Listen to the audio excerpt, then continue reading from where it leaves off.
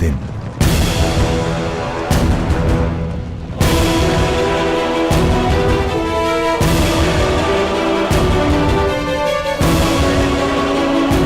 युद्ध प्रारंभ करने की आज्ञा है धर्मराज।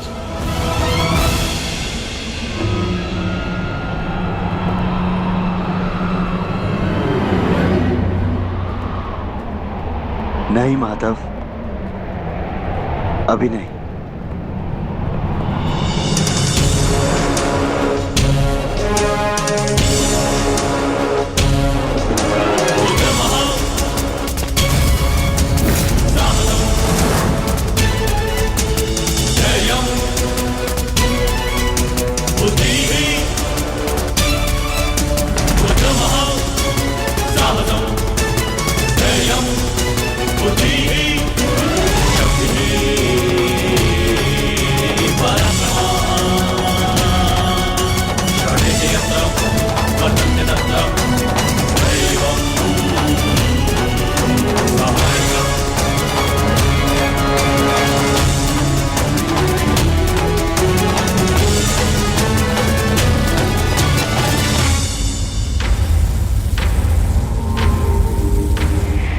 ज्येष्ठ, ये युधिष्ठिर हमारे समक्ष क्यों खड़ा है? अरे भयभीत है वो।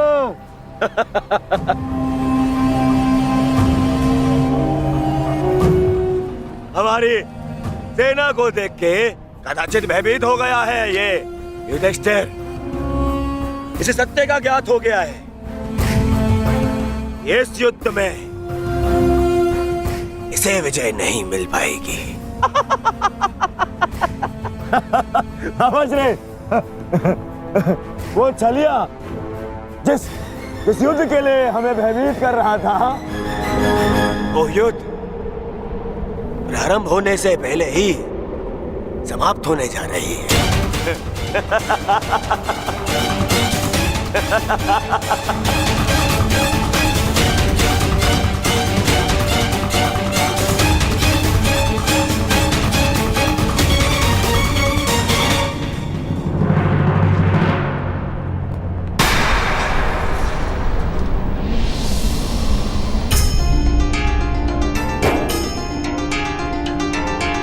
प्रणिपात पितामह। प्रणिपात आचार्य द्रोण।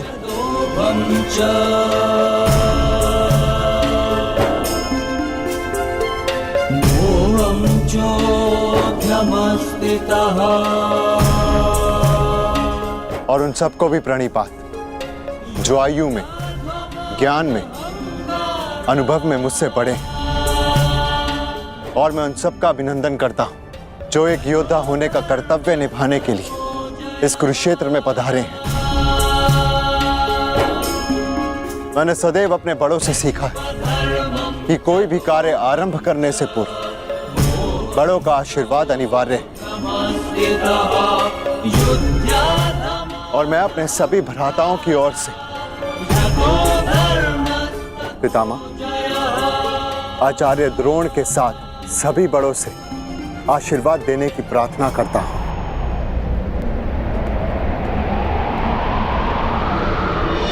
आयुष्मान भव।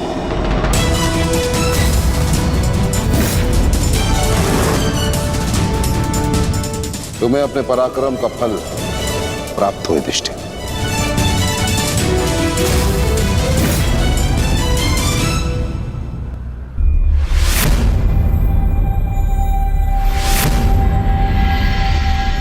एक और पितामह है जिन्होंने मुझे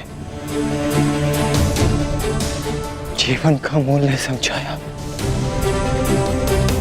और दूसरी ओर गुरु द्रोण जिनकी दी हुई शिक्षा ने अर्जुन से धनंजय बनाया।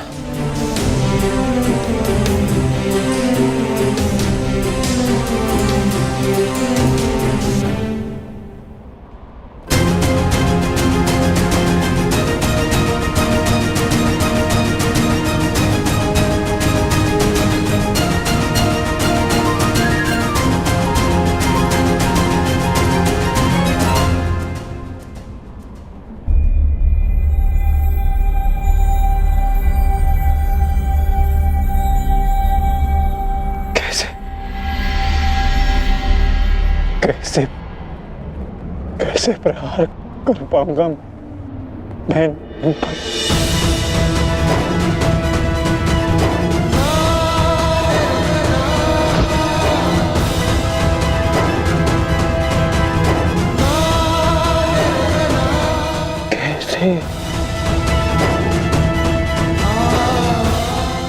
कैसे प्रहार कर पाऊंगा इन पर?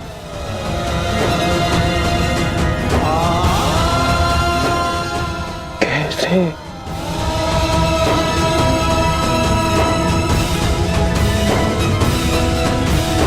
क्या हुआ पार्थ?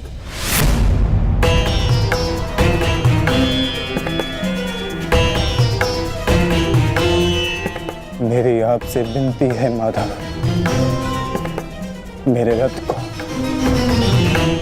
दोनों सेनाओं के मध्य में ले चलिए। संजय। जी महाराज। संजय, अपनी दिव्य दृष्टि से देखकर बताओ कि कुरुक्षेत्र के युद्ध में तत्पर मेरे पुत्रों और पांडवों की सेना के मध्य क्या क्या हो रहा है। जो आज्ञा महाराज।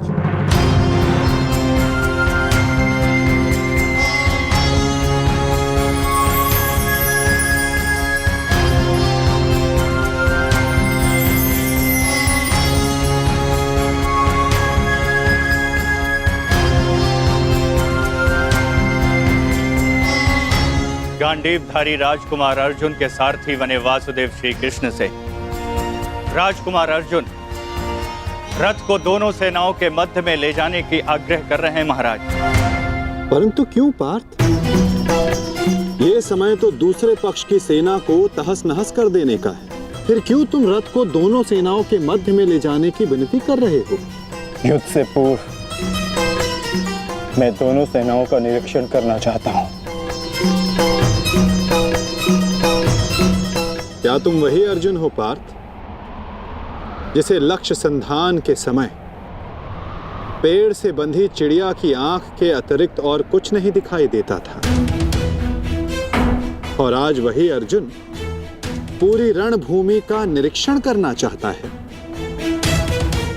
बड़ी विचित्र बात है। हाँ माधव,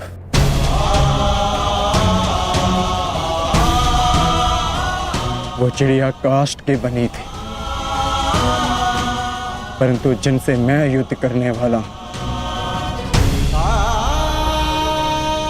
वो रक्त, अस्थि और मांस से बने मनुष्य हैं।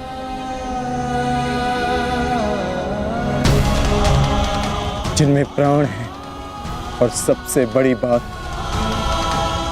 उनमें मेरे संबंध बसे हैं। युद्ध आरंभ होने से पूर्व मैं ये देख लेना चाहता हूं कि किसके वध से धर्म की स्थापना होगी और किसकी मृत्यु से मन में अधर्म का अनुभव होगा। और इस युद्ध के पश्चात मैं क्या पाने वाला हूं और क्या खोने वाला हूं।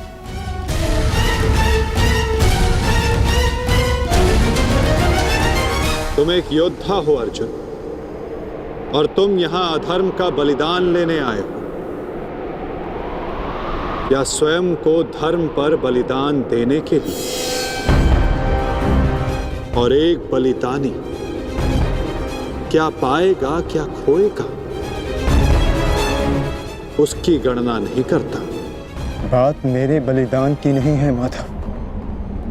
इस युद्ध में सहस्त्रों के प्राण दांव पर लगे हैं, और मैं ये निश्चित करना चाहता हूं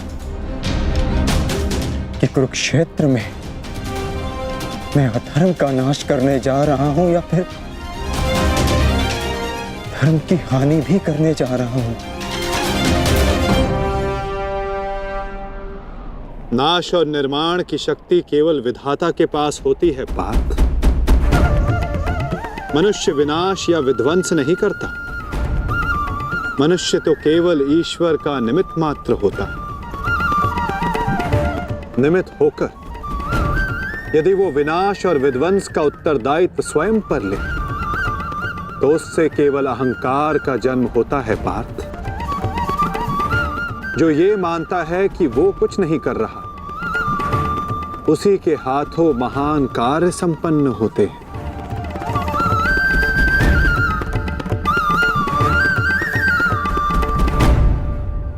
परंतु मैं तुम्हारी कामना अवश्य पूर्ण करूंगा पार्थ,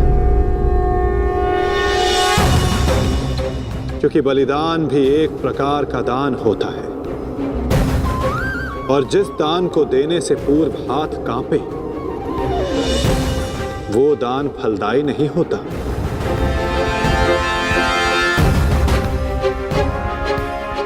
आओ पार्थ, मैं तुम्हें युद्ध भूमि के मध्य ले चलता हूं।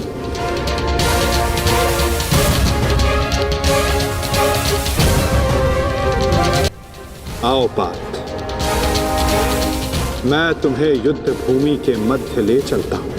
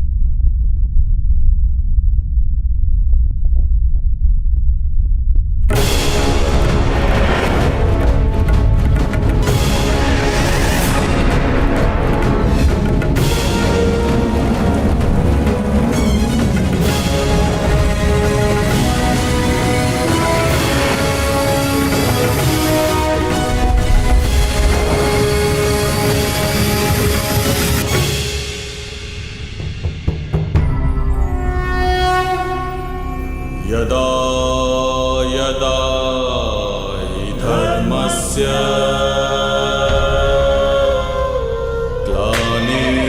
ग्लानिर्भवति भारत अभ्युत्थानं धर्मस्य तदात्मानं सृजाम्यहम्।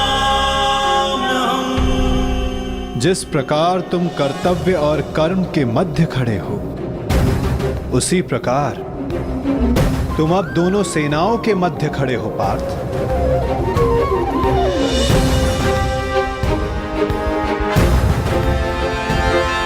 करो, क्या निरीक्षण करना चाहते हो?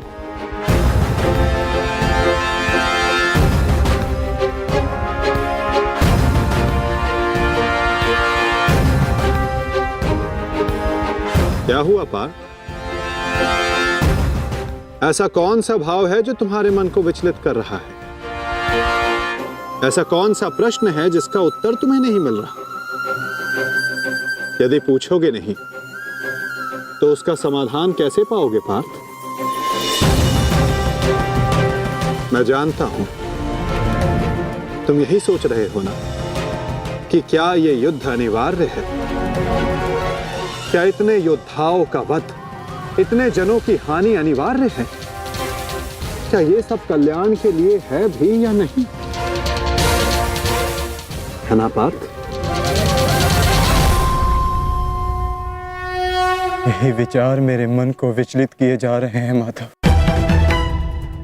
क्या वास्तविकता में यह युद्ध अनिवार्य है?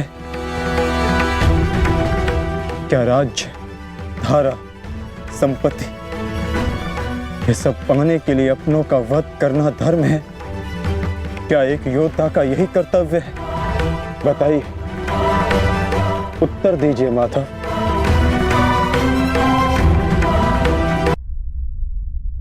उत्तर तुम्हें अवश्य मिलेगा पार्थ, कि इस युद्ध में धर्म की ओर कौन है और अधर्म की ओर कौन। मैं तुम्हें अवश्य दिखाऊंगा।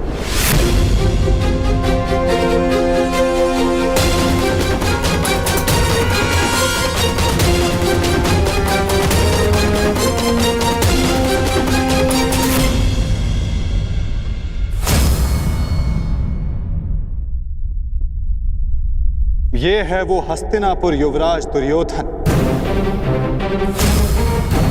जिसे रक्त रंजित करने की कल्पना मात्र से तुम्हारा मन डोल रहा है पार्थ। ये वही युवराज दुर्योधन है जिसकी कुदृष्टि सदा तुम्हारे परिवार पर डोलती आई है पार्थ।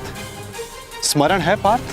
ये वही है जिसने पांचाली को भरी सभा में वैश्या सिद्ध करके अपनी जंघा पर बैठने का निमंत्रण दिया था। ओ दासी द्रौपदी, आकर मेरी जंगा में बैठो। कैसे एक पवित्र याज्ञ सैनी को भरी सभा में इसने मलिन करने का प्रयास किया था। वस्त्र हरण करो इस दासी द्रौपदी का। और ये तुम्हारे मातुल्य गांधार राज शकुनी, इन्होंने जब शकुन मनाया केवल तुम्हारे परिवार के अनिष्ट का शकुन मनाया पार्थ। तुम इन्हें मातुल्य कहते हो। मातुल्य का अर्थ है जिसे मां के तुल्य समझा जाए। और तुम्हारे इन्हीं मामा ने तुम्हारी माता को वारणा व्रत के लाक्षागृह की अग्नि में भस्म करने का प्रयास किया पार्थ।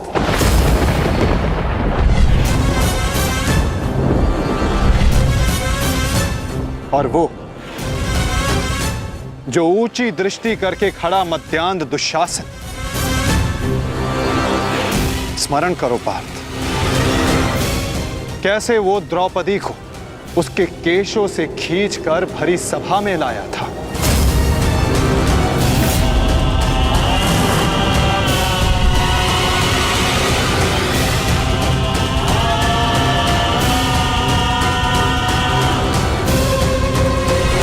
कैसे याज्ञ सैनी को भरी सभा में निर्वस्त्र करने का प्रयास किया था इसने।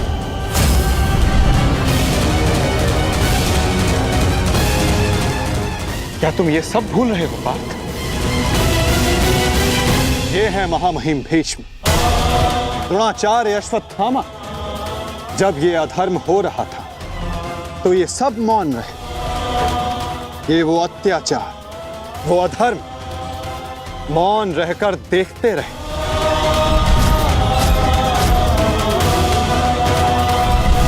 स्मरण करो वो वनवास, वो अज्ञातवास जिसने तुम्हें तुम्हारा पौरुष त्याग कर बेहनल्ला बनने को विवश किया।